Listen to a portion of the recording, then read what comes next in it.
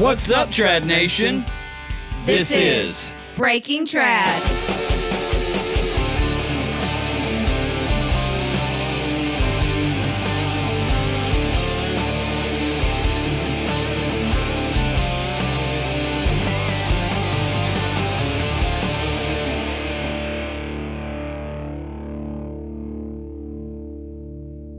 All right, welcome back to another episode of Breaking Trad. I'm Alan. And I'm Hot. Conceited much? Yeah, you are. And I'm Matt. Oh, he threw me off. Oh my goodness, Brittany. It wasn't my turn, sir. Yeah, but the "yeah you are" comment. I mean, what else are you supposed to say Well, I when mean, the man says we I'm are hot? on YouTube. They can see. So wait, did we finish? I'm Alan. I'm Matt. I'm Amanda. And I'm Brittany. There we go. Today is a wonderful day. It's a solid 100 degrees outside. It's the feels like 110. I'm pretty sure. so it feels like 110 110 degrees outside, and but our disagree. humidity level is diminished slightly. Mm-hmm. It's on the rise. It's on the rise. It's just dry hot. Welcome back. So guys, welcome to the weather forecast by Breaking Trad. Yep. No rain for at least a week. Warm Welcome today. to Alabama. Warm tomorrow, too. My pool is slowly evaporating. Your what? Her pool. My pool. Oh, her pool is slowly evaporating. Yeah. Why are you looking at me Yeah. like that? I was trying to figure out how your Yankabilly would say pool, but then you said it. And so My it- pool? Pool. Pool? Pool. You got a leggy pool. Ooh. Hey. Hey. That just happened. So it looks like we're gung ho, ready to go. Everybody fired up. I Yeah. suppose so. Did you cut Rock and off? roll, man. Are you, What's happening? are you still playing video games over there? No. I'm out of laughs. She can't play no more. What are you playing, Brittany? Nothing. Call out. Call them both out. They're both playing video games. No, we're not. Huh? Mm. Well, listen, let's move on. Okay. Show your hands. See, we're not. Can't play. All right, today. Hands All right, guys. Today's guest is the current national longbow record holder. You can put your hands down, Amanda. Are you sure? Yeah. I don't want to be accused of anything. No, you're good.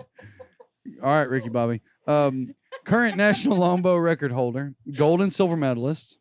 He has 7 world titles under his belt, 23 national titles. Good Lord. What game are you playing? Shooter of the year 4 times. Yeah. And the C in CD Archery. Ladies and gentlemen, Mr. Calvin Smock. Sorry, man. How are you doing, Calvin? I'm good. How about you guys? And just for the record, and to get in on the weather report, Okay. it's All right. 82 here. It's 82. That sounds Mm. nice. Man, that's, Yeah. I could go for an 82. Is it? Which way is the breeze going? It's headed, we got a west wind. West wind. I was like, Uh-huh. are you staying? You lick your finger and stick it in there. Going west, Alan. Hey, over the weekend, it was down in the low 50s here. Oh, So- wow. We're Yep. coming Yeah, to visit. I actually put on a long sleeve shirt. There was guys at the IBO shoot wearing their hunting clothes, for God's sake. So, Oh my goodness. Oh, you know, so the- so nice. We were yeah, just, it was even chilly for us. we were just thankful for 0 humidity on Sunday, Yeah, and I still ended up turning into a lobster. 91. It got down to 91 degrees here, and it was amazing. Yeah. My buddy Lee Collins came up from Delaware, and it was 95 at his house. He got out of his truck here, and he goes, "Oh my God!" He goes, "I just stepped into heaven." So it was kind of. He loved the whole thing. He said, "I said, do you want a jacket, Lee?" Absolutely not. I'd rather be cold than Yeah. well, I got the He's chance. You know, soaking it up before. Oh yeah, exactly. So, how can I help you, ladies and gentlemen, tonight? Well, Well- you've helped us with the weather report. Yeah, well, And hey, Matt's I thought jealous. Yeah, I thought I'd jump in on the weather I like it. report. Stuff Made us while I very had the jealous. chance, you know, so. Well, I guess we're going to start off by asking you some questions there, Calvin. I think Matt's got the first one. Mm-hmm. Okay. Calvin, this has become a question we like to ask all our guests, but what was it that got you interested in traditional archery, and what was it that made you want to pick up the bow and arrow? Well, number one, I think all of us, especially back when I was a kid, there was nothing else to do but play outside. That was the first thing, Right. you know. And when we did have any TV to watch, it was black and white. And I probably, just watched some cowboys and Indian stuff that was pretty primitive back then, actually. And I don't know, I guess it's just one of those things that, I don't know, kind of all kids back then, you either wanted a gun or you wanted a bow, or not necessarily in that order, but so I got a fiberglass one, and then when I'd saved up money when I was 14, I bought a Bear Grizzly back in 60, I think it was a 64, and they're 65 maybe, one of those. A bow, which I still have. Oh yeah, I was about to ask. Do you still have that bow? I still have that bow. It's in perfect condition because I discovered that back then I was pretty lousy shot. So and when you bought arrows, we bought a dozen wood arrows. Half of them had field points. Half of them had bare razor heads on them, and they cost $12. Ooh. So. Think about that today. Right. And of course, nobody, you think everybody don't know much now. They knew even less then, and I was one of them. We just bought what we thought. We didn't, sometimes I got arrows that flew really good. Sometimes they didn't.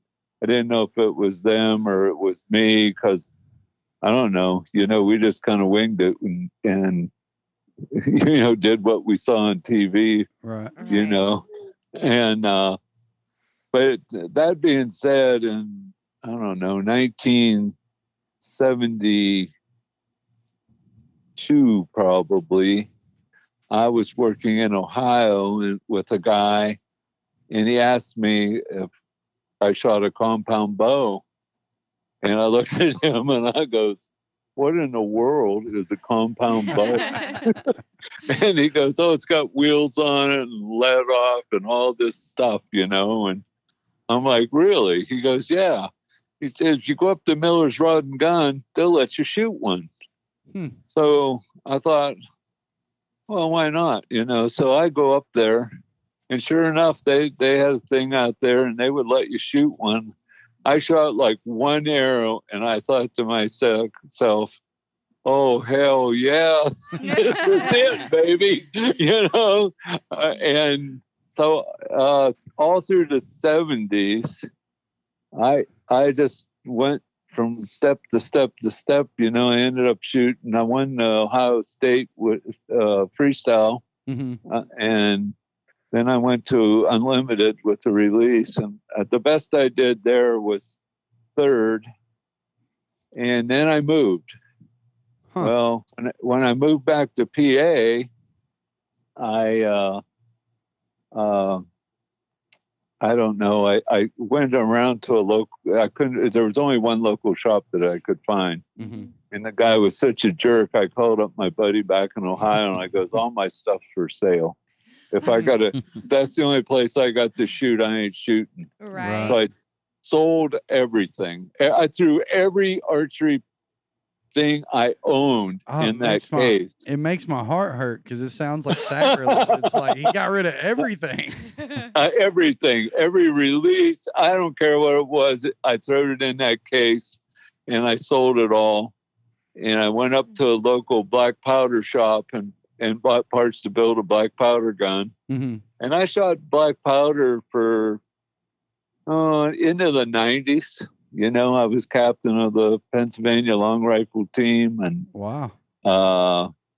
shot that. And then I shot some offhand 22s, and then one of the guys that I shot those with says, "Hey, why don't you come out and shoot bows with us?" And I'm like, "What kind of bows?" Because we got recurves and longbows. And so he bugged me for a few weeks, and finally one time I goes, "All right, I'll come down."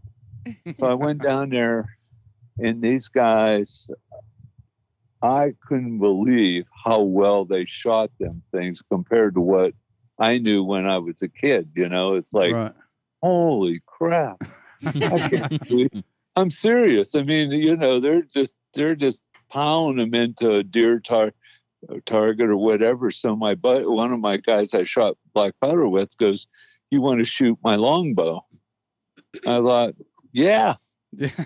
So we walked around the course, and I ain't saying I shot 10s on every target, but I did hit every target, and I thought, no misses. Yeah, that's a good. no misses first round, man. So of course, I've missed some since, needless to say. That's a whole other story. But so I come home, get on the internet, and I find that he was shooting a 21st century. Mm-hmm. So I found a 21st century down in Mississippi for sale, and I bought it, and I started shooting, and I pretty much just ran around here shooting with the guys, and they're stopping and like, "Hey, let's everybody shoot at those leaves down there." And I'm thinking, I would never do that with a compound. You guys are out of your minds. So they all shoot. I'm like, they go down, pick up their arrows, like nothing. It's like, oh, I'm starting to really like this. This is cool. I don't have to worry about burying arrows in the dirt or in a tree you can't pull out. Right. And of course, as you guys know now, the trad people are so nice, so much fun. Yeah. Yes. Absolutely. And me being somewhat competitive to begin with, I did that, I don't know, through the 2000s, up until about 2000. I started going to the second leg of the IBO up here in 2007 or 8. And of course, I went up there and got my butt handed to me by Kenny Redding and Dave Wallace and Bill Leslie. There's a bunch of them old guys, that. Mm-hmm. And I got to thinking, and I was an instinctive shooter. I was shooting 60 pounds, big old log arrows. And I thought to myself, I kept thinking, if I just don't do this or don't do that, I can beat these guys, Right. And after doing it for a while, I realized that, no, that ain't going to work. Not on these guys, So I came home one day and I switched from split finger to 3 under. I figured out a way of gapping, aiming, and kind of the rest is history. I immediately started winning stuff, and in 2012, I won the Trad Worlds and the Open Worlds, and in 2013, I won every shoot I went to, everywhere I went. Wow. And I went for a couple more years, but when you watch those arrows and this. It's not as simple. I want to say the simplicity of it, but everybody knows now that it's not that simple. It's it looks simple, but it's not.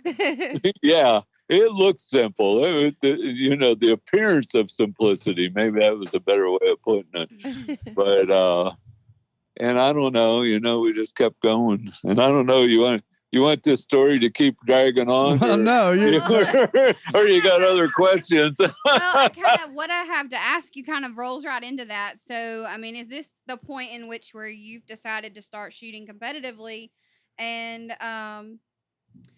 yes. Sorry, I'm being told to talk into the microphone. And so, did you kind of just fall into it? Did you set out to make a name for yourself? And No, I just set out to win. I don't know. I don't think that way really. yeah. You know.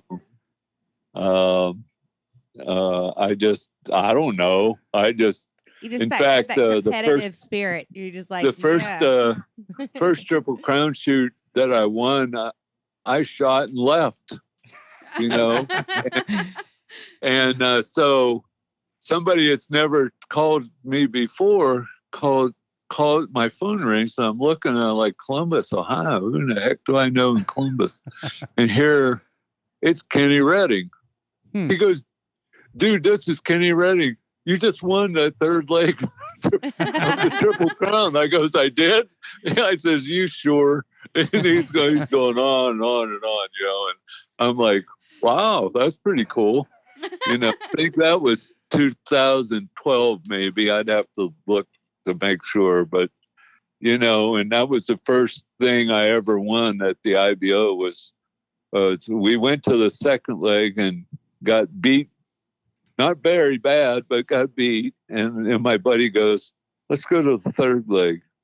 I goes, yeah, let's do that. So we went down there and yeah, I didn't even know I won. I can tell you the score I shot. It was a 359.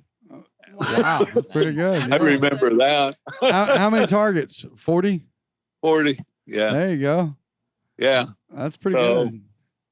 Yeah, it ain't bad. It ain't the best I ever shot, and it certainly ain't the worst. I have shot, well, the last few years I've shot worse. Let me put it that way. I haven't shot, when I was shooting regular, I didn't, but I got you.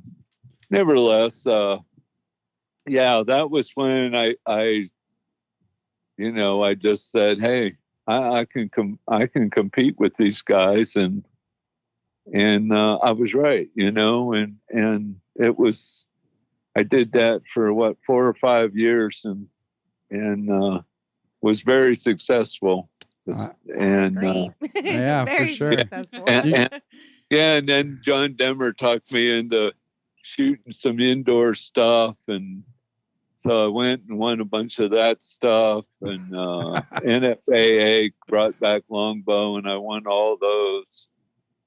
There wasn't gangs of guys there to shoot against, but you know, that's not my fault. I went with, Right. you know, Right. I mean, and the funny thing of it is I'm the only one that shot them all. Guys would come and shoot, and they wouldn't win, and they wouldn't come back, and then somebody else would come, and they wouldn't win, and they wouldn't come back, and you know, whatever. It was very disappointing. You know, they brought it back, and I thought, well, I'm going to support it. So are you saying like the key to your success was just being present? I don't know. No, I think there was a little more than that. Yeah, I'm sure. I can tell you a funny story about being in Texas, and when the IBO first had 2 classes, you know, you could shoot and pick. Yeah. I went down there and shot longbow, and on Sunday there was nobody but me in my class. That's what I'm like, where'd everybody go? You know, so that's what happened to me recently. I was like, well, surely everybody will be shooting the same class as I am, and then there was nobody shooting that class. I was like, oh well, this. So anyways, the bow I'm running, it qualifies under bare bow, and that's for the IBO. for the IBO World. Yeah, right. Yeah, so I was like, well, I'm going to shoot the bare bow class just to get that practice in, you know, at the Southern Traditional, Southeastern Traditional Championship, and I ended up being the only person shooting in bare bow. Well, that makes it easier, that's for sure. Right. Yeah, we figured we'd have some some practice. Right. We're trying to get ready to go to the Worlds. So. Right. So right. Well, I don't know. They, for whatever reason, a lot of those type of shoots that they run don't seem to get the participation that. No, we were hoping there would be a good bit more people there. Absolutely. So. Yeah. I mean, they've been running them for a while, and it's kind of a shame.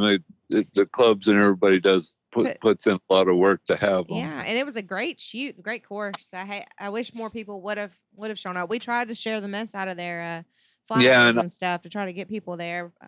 But as you This guys year- have gone to Tennessee and you haven't been to ETAR yet, but Mm-mm. when you go to these shoots, when you go to these trad shoots where it's kind of for fun, but it kind of ain't. I mean, the Tennessee Classic has classes, and Mhm. and they'll get 600 or 700 people. I don't know what their total was this year, but it was a gang. Something, I think. I think it was 700 700 yeah. something. Yeah, and I totally don't understand why that doesn't go over. You go to TBOF in Florida, they'll have 600 shooters, Yeah. 400 to 600 depending.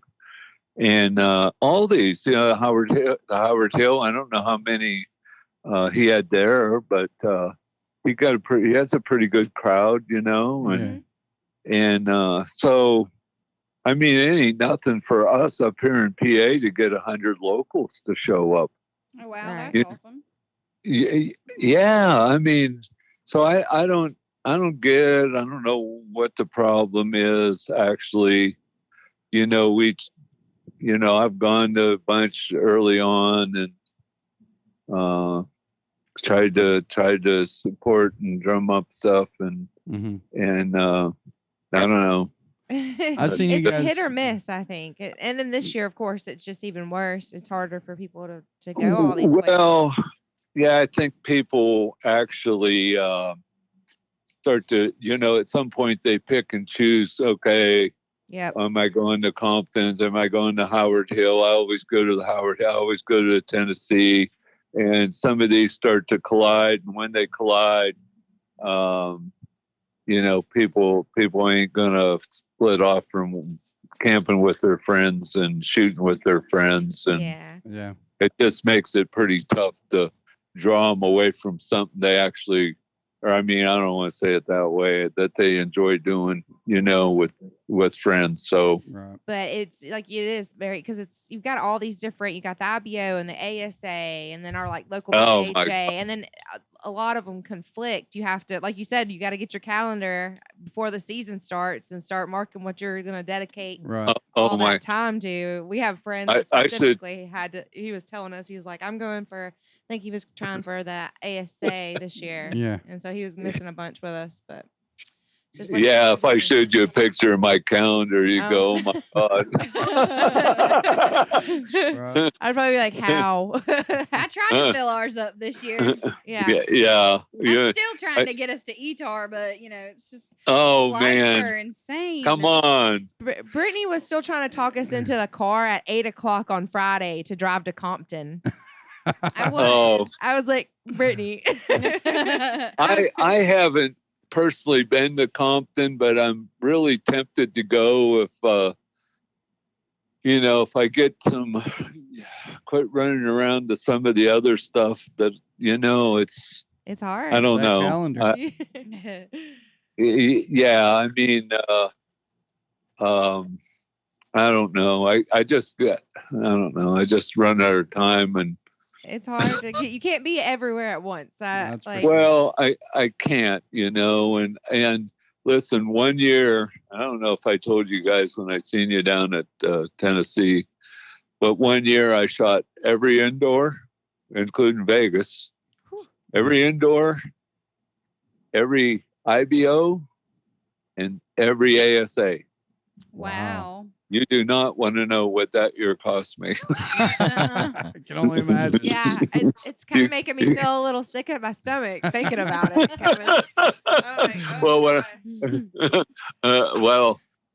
Yeah, it was some people. Probably people who don't make that much, let alone spend that much on archery, and thank God, I'm semi-retired, I guess, and Janet's retired, and we've been fortunate to both have a few bucks to go do stuff like that, Yeah, of course. Yeah, of course. Hopefully So- we're all that lucky, Yes. Well- we're all trying Well- to figure out we need work from home jobs, and we're just gonna get our computers and our travel trailer and just hit the road. Well, just so nobody despairs that's listening to this, I didn't win a single tournament other than in the 70s.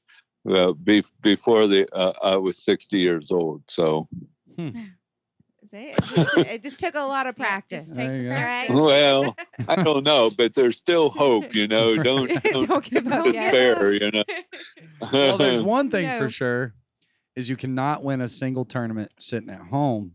That's for sure. Absolutely. Mhm. Yeah. Well, that's correct, and kind of along those lines of being at home, and I don't know if this was going to be a question that you asked me or not, but I rarely practice in my yard ever.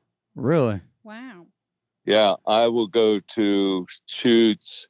Now, I'm fortunate that I have a archery shop that has an outdoor range about 7 miles from my house that it's up all year long. Huh. And at the very least, we would go over there like Wednesday night and shoot 20 targets, And now he's saying I don't work on equipment or tunes or whatever, at home, but I don't go out here and have a range out here in my yard. I got one deer.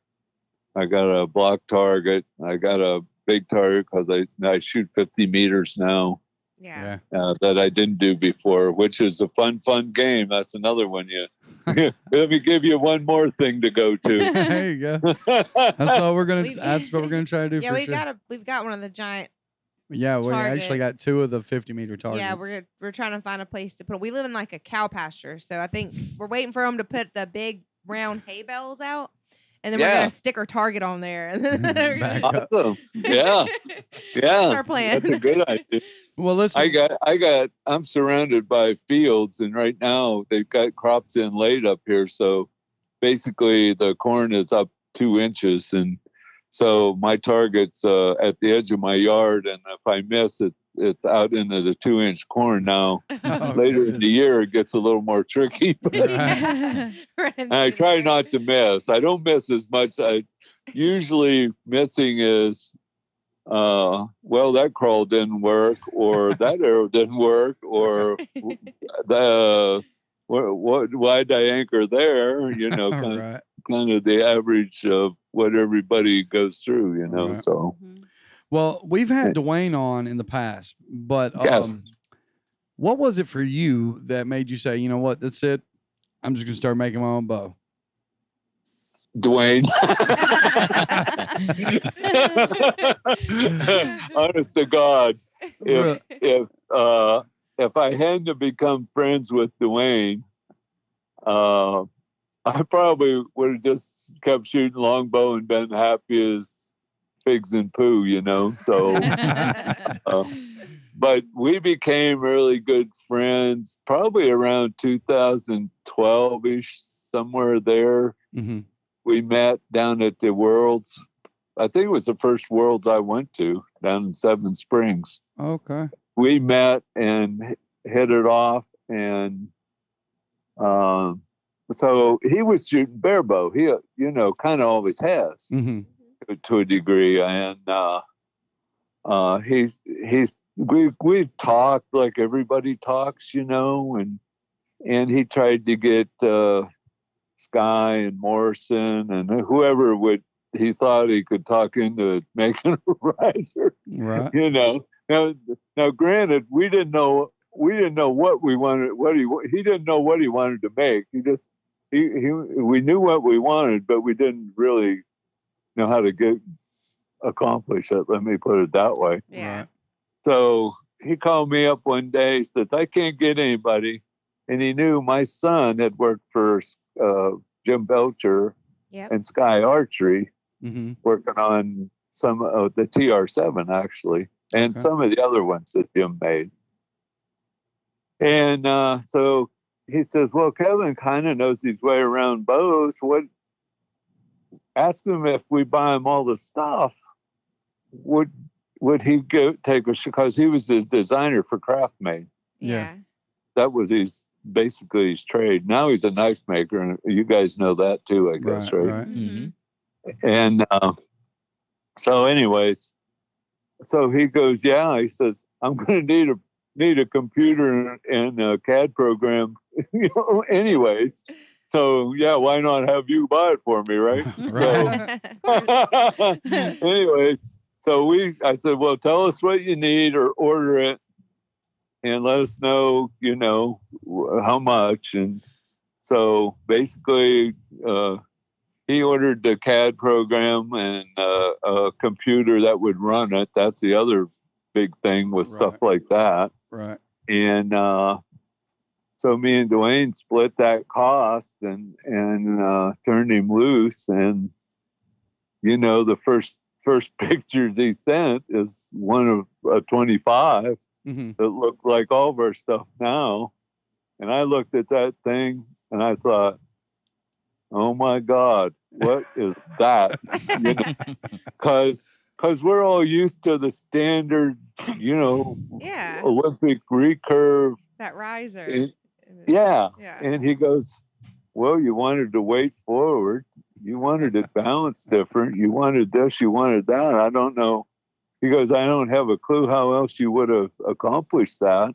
Yeah. And I'm like, well, that's true, because Dwayne was shooting trad. He wasn't shooting barebow which was called a RU. Mm-hmm. He was shooting trad. Well, in trad, you couldn't add weights, and you had to shoot off the shelf. Yeah. Right. So, hence the hump. Hence all the weight up front, to where you didn't have to add all that weight like you see all the other risers now. Uh-huh. Screw, weight everywhere there's a hole, Right. And so that's what my son Kevin came up with. And so I found a company up by here to make us one. And so they made one, cost us a fortune. And so I got it first, and I stuck some limbs on it, shot it a little bit. I said, I don't know, seems pretty good. I'm not a barebow guy, so I sent it down to Dwayne. Uh-huh. Dwayne shoots it, he likes it.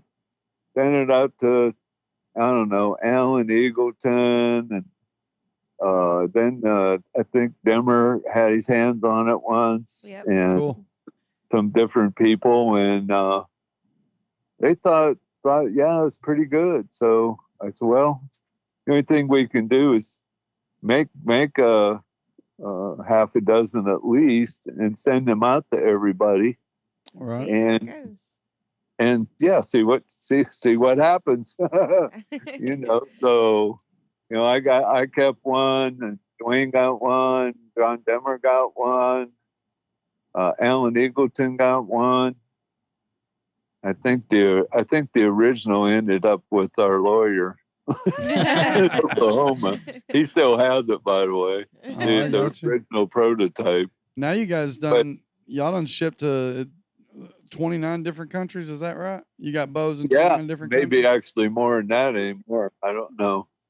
That was last time we checked, but we send them to, oh my God, China, Japan, Malaysia, all over Europe.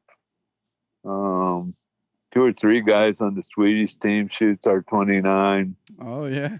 That's awesome. We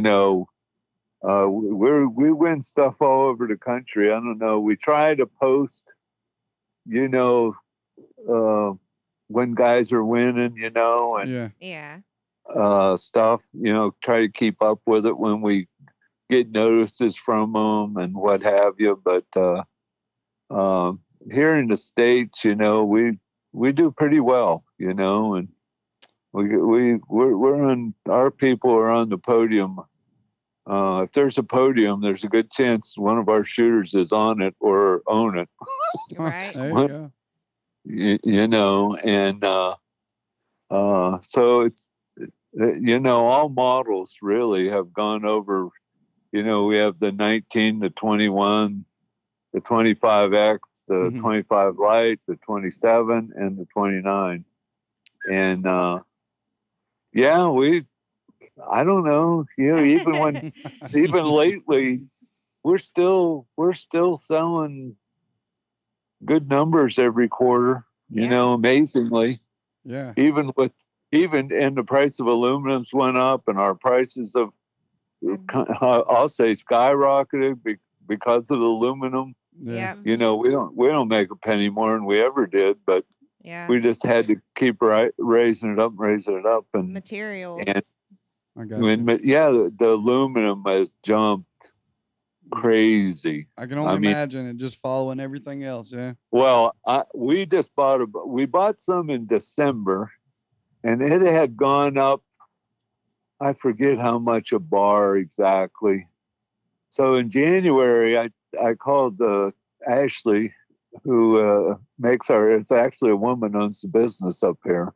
Okay. And so I called Ashley, and I goes, I think we better order some bars. What do you think? And she goes, yeah, let me get some quotes. So she got some quotes, and from the state, we always buy domestic. She won't work with foreign aluminum because it's inconsistent.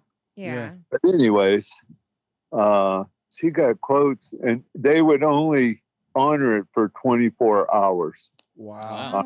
Honest to God. Because it's rising on the daily. That's insane. Yeah. So she said, I think if we're going to buy some, we better buy it now. So I think we bought like 20 or 30 bars, and I think, oh my God, it was either $12,000 or $15,000 worth of bars just sitting there, and that had gone up from December to January over $100 extra a bar over top of what it had gone up from what we were paying originally. Wow, that's insane. So, yeah, I mean, I know you look at what the cost of our risers, but if you look at what material and machine time and all that, it goes into it costs us $100 to color in 29. Wow. Just to color it. And then, last but not least, we have to pay 11% excise tax on that stuff. Ooh, wow. You don't even want to see what we pay the government over what we sell. I can imagine. We don't. No. I mean, yeah, everybody looks and listen, we ain't getting them made in China for 2 bowls of rice and a cup of tea. Yeah. Yeah. I mean, these guys are. I'll do anything for 2 bowls of rice and a cup of tea. I mean, unfortunately, they ain't paying much in China for stuff, and that's a shame in itself. But because they're getting big money over here for the stuff they're making over there for practically nothing. Yeah. But no, nevertheless. But it's quality, it's in the quality of your product. Well, yeah. I mean, this gal that owns the shops has bought 3 or 4 new CNCs at probably $500,000 a piece. Yeah, those things are not cheap. Nope. And you don't want somebody they pay $10 an hour running that thing, No. So the guys are good. She's got great employees. The place is immaculate. In fact, if you guys are ever in this neck of the woods, we go to the shop. She'd love to show you. Yeah, and that'd be awesome. Super cool. Yeah, this shop makes lots of medical parts, and they make lots of stuff. Medical is one of their main things. I got you. But she says all we ever make is parts. She says, with you, I get to make a whole product. There you go. She gets to see the whole thing. They are so proud of the fact that they make the whole thing. I can't tell you. That's awesome, man. I would have to say that it has been a success story so far for you guys. Yeah. I think y'all's bows are Well, top-notch quality, and they Made in shoot America. great. and a lot of that's because of her and that shop. Yeah, she's got a lot of pride in what the shop and what they do in the shop, and if there's something they didn't like, they would call me up and go, Cal, we don't really like to pitch on these bolts, or why are you not doing that? I go, listen, you just fix whatever you find and send me the bill. She goes, yeah, you shoot bows and we machine stuff. We're machinists, you're not. And I goes, exactly. Right. She has been always painfully honest with us, whether we like to hear it or not. And, our process is probably different than almost all others because, number one, we buy domestic aluminum. We cryogenic freeze it, which is stress relieve it. And she's got, I don't know if they're the best money can buy, but pretty good stuff. Yeah. And they run pretty close to. You look at the other stuff they build, you go, holy moly, So they just do a wonderful job. They know what they're doing. We couldn't be happier. I mean, she just does an awesome job. She makes every part on it. I mean, oh, cool. We buy the little set screws and stuff like that, but yeah, she pretty much makes everything else in house, and I don't even have to go up there and say how's this or how's that. She just I have a room that CD Archery is in, and bear risers are sitting there, all the parts are sitting there, and she runs bolts. She runs the 100 bolts. She keeps if it gets low, she fills the bends, and wow. I don't even have to ask. I've never asked that question to her since in 6 years. There you go. Yeah, I mean, part of our success story has to include area tool. Yeah, for sure. I mean, yeah, we know what we wanted because we're shooters and we shoot. Right. But she knows how to make it. There you go. Kevin knows how to design and she clearly has your back. That's for sure. Yeah, I mean, through I don't know, a crazy chain of events, my son is talented enough to figure this stuff out. We're hopefully, like I'll say it, talented enough to know what we want to shoot, and we send it up to her, and her guys are talented enough to make sure they do it all right. So right. Well, Calvin, just gonna go ahead and move on to the next little question. Just simply, okay. Running a little short on our time, but I definitely want to touch base on this. We touched base on it a little bit before we started the podcast, but obviously, and through the podcast, your resume is extensive with Team USA, indoor winner, IBO titles, all the things. But tell us a little bit about what's coming up for you in Italy. Well, I am going, and I am going as a coach. I'm not really a coach, but I'm going this one. I'm impersonating a real coach. I don't want to imply that I'm a great coach. Well, I think you've got plenty of knowledge to share. Right, a ton of experience too. Yeah. I got plenty of knowledge. I got plenty of knowledge over shooting against the Europeans. Not only Europeans, they come from South America, all over the world. But I know a lot of them. Of course, lots of people know me, whether I know them or not. So nevertheless, lots of them see me as comfort food. I think I Yeah, said that 'cause- before. You know, I've been there. I know a lot of these people. I know how the international judges run stuff. I know how the whole deal goes. I know how to work on everything but a compound. You know, them guys are on their own. Dwayne worked on Sarah's all the time, so he probably could bail them on that, you know, if they needed it. Yeah. But our compound shooters that's going are pretty. We got one young gal that shoots good, and I think everybody else has got plenty of experience. You know, I think we're taking a really strong compound team this year, if I might interject that, because No, come on with Yeah. it. All about the USA, baby. It's all about the whole team now. Right. It's not one Individual. person or this person. Yeah. And the team deals. I can't overstate how important it is to every country to be in those team finals. That is a big deal. Most of the Europeans and people that come are paid somehow. You know, the trip's paid for. They're compensated. Some of them are flat out paid, I guess.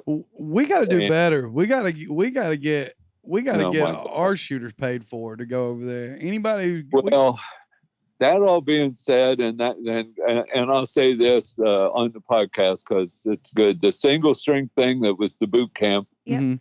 You know, our that Trevor and Fawn and Dwayne.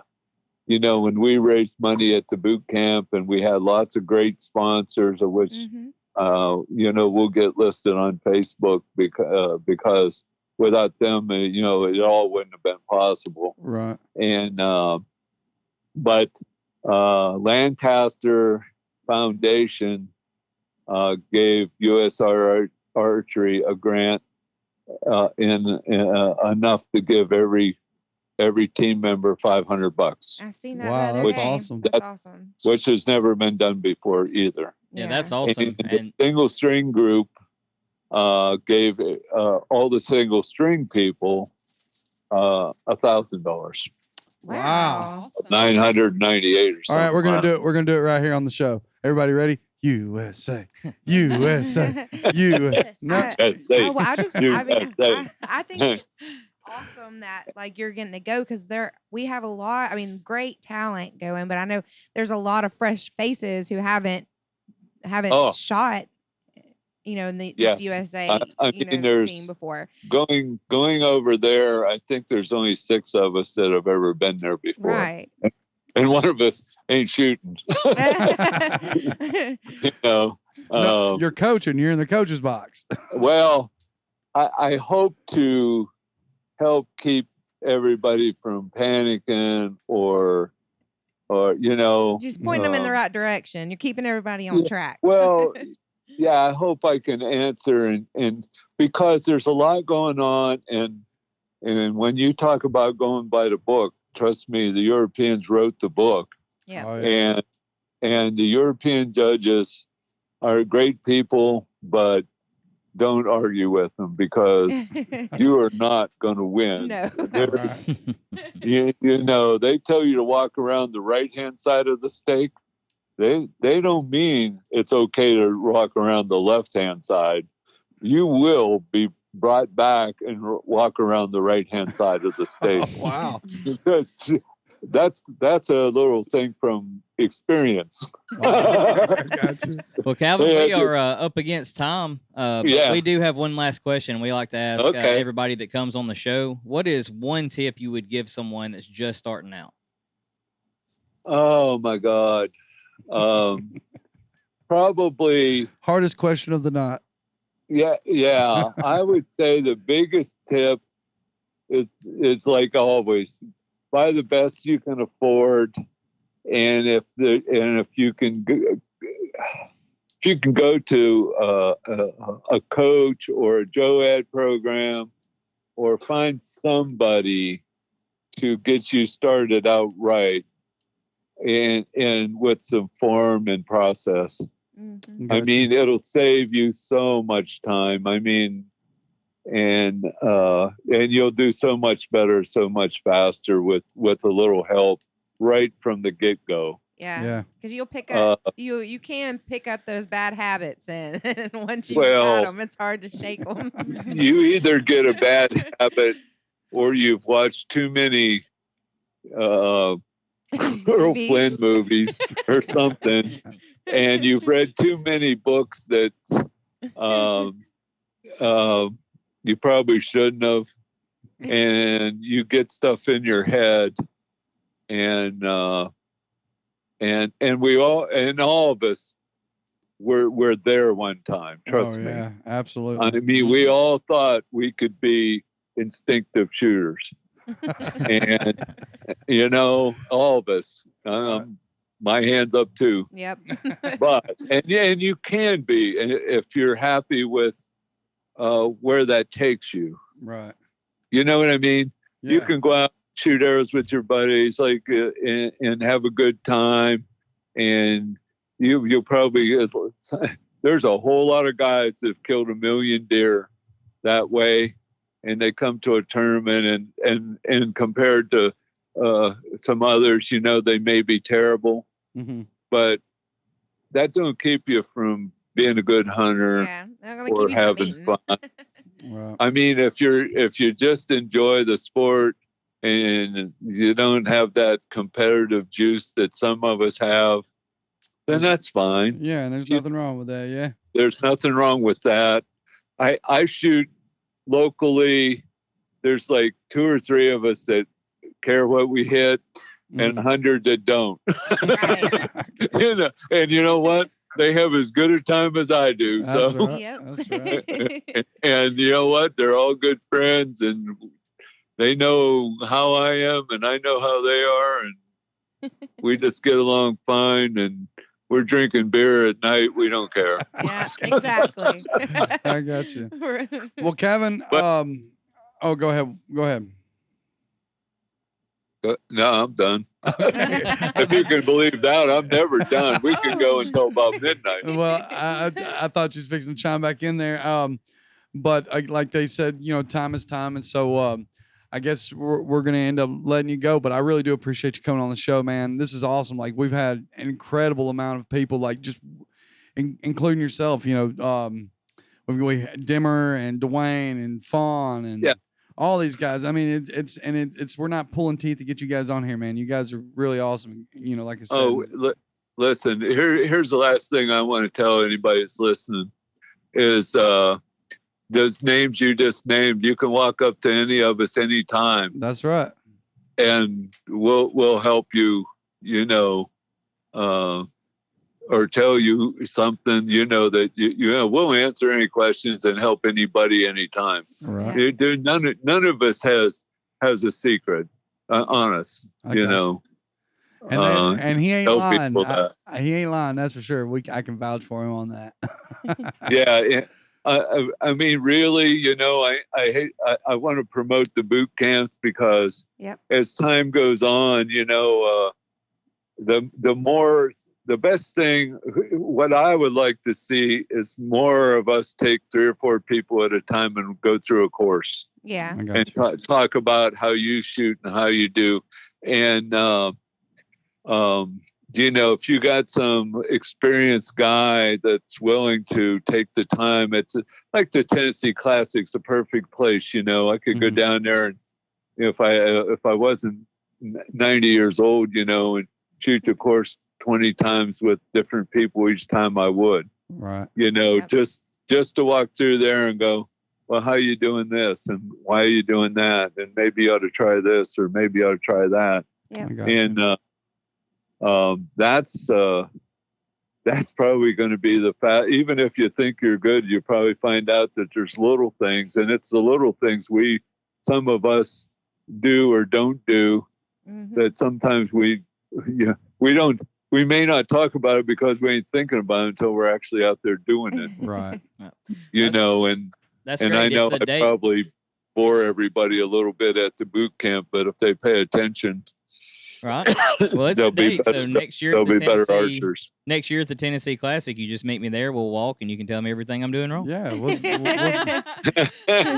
It all starts with Hey, one. I'll tell you what. We might come up with something like that.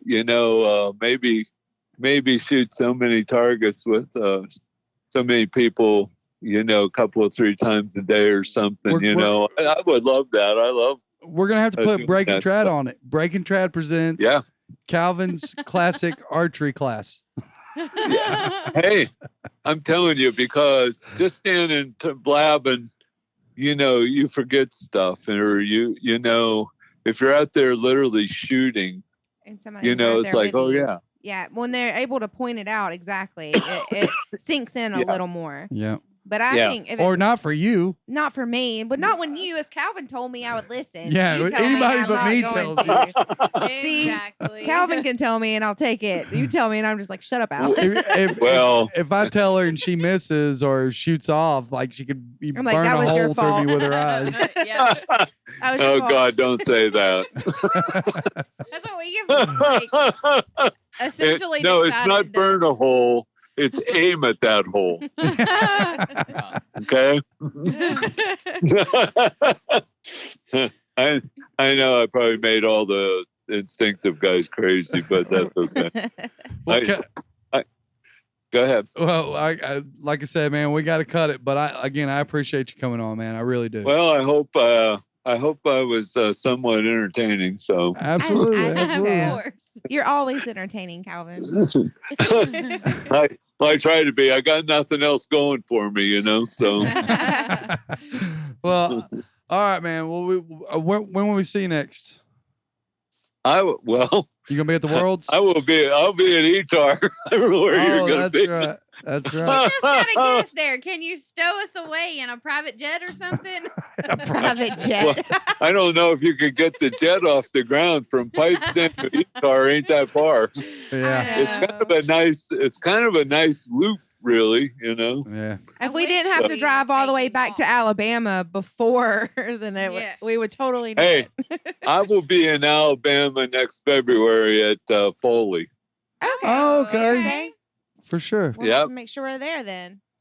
I can guarantee you that, because fresh seafood lives in Alabama. There you Oh, go. yeah. You'll find us at the beach all the time. That's where we live. Well, all I'm right. not a beach person, but I am a seafood eater. Yeah. I love me some seafood. Mhm. But Kevin, all right, man. We will talk to you later. I appreciate it. Okie doke. All right. Bye now. Bye. See y'all. Bye. All right, so we're going to run through the shoots really quick. Amanda's not feeling so hot tonight. We're just going to run through them and get it out of here. So we're going to start with Jefferson County Bow Hunters, ASA qualifier July 9th through the 10th. That same weekend, July 9th, Buck Hollow bow shooters. Bow Hunters will host an open shoot in Dixon, Tennessee. July 9th, a fun shoot in Harrodsburg, Kentucky. That can also be competition. July 10th, Buck Hollow is having a vintage bow shoot, trad only. Let's see. Also on July 10th in Monroe, North Carolina, Rocky River Archery Club is hosting a 3D shoot. And July the 16th, Twin Oaks is hosting their critter shoot. It's 25 targets, 1 day. IBO Traditional World Championship is going to be Thursday, July 21st through the 24th in Pipestein, West Virginia.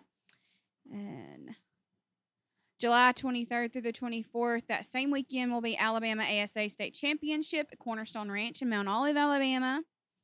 And ETAR will be Wednesday through Sunday, July 27th through the 31st at Ski Sawmill Resort in Morris, PA. Let's see. July 28th through the 31st is going to be the second annual Traditional Rendezvous in Jackson, Michigan. And to round out this shoots is going to be August 6th through the 7th is the ASTB Summer Sizzle multi-round here in Briarfield, Alabama at Briarfield Ironworks State Park. So come on out and join us. All right. I love Calvin. That was a great interview. Mhm. Calvin's absolutely. full of knowledge and experience, and I just think he's fun. He's fun. I like that he laughs. He's easy to listen to. He's super laid back. yeah, very Yeah. chill. Very, Mhm. very laid back. Yep, and always willing to help. Yeah, Just- willing Yeah. to help yeah. and share his wealth of knowledge. Well, Just like when he agreed that he's going to meet me at the Tennessee Classic. Yeah. Yeah, he did. Yeah, he did. He did. Brittany scared me for a minute. She said, "Share his wealth Of knowledge. of knowledge." I was like, "Wait, what do you know? I don't know." Well, I guess that does it for another episode of Breaking Trad. Hey, listen, guys, just real quick, can we say Breaking Trad.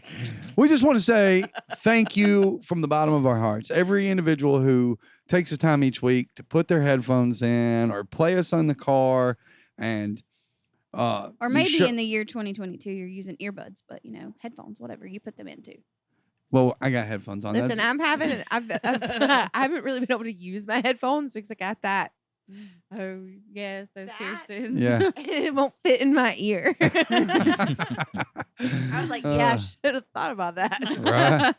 You always use one. But no, seriously, thank you everybody.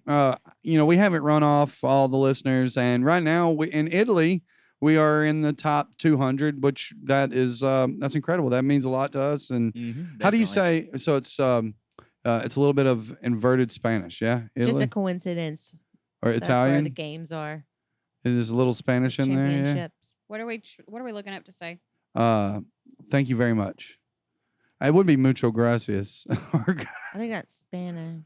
Well, there's a little Spanish there. I feel like we Grazie. just- I think- Grazie. That's it. Yeah. Wait, is that thank you? Grazie. I don't know, but when you say it, I feel like we drop in the polls. Please forgive us. Hey, don't bring up my second job. I know. I thought about that too. I'm just like, I had a picture of Alan sliding around. Grazie a pole. mille. Grazie mille. All right. Thanks, guys. I appreciate it. Ladies, send us out. Yeah. All right, Matt, roll that outro. Both of you. I said both of you send us out. Okay. 1, 2, 3. All right, Matt, roll that outro. Guys, we're glad you could join us for this week's episode of Breaking Trad. We hope you had as much fun as we did.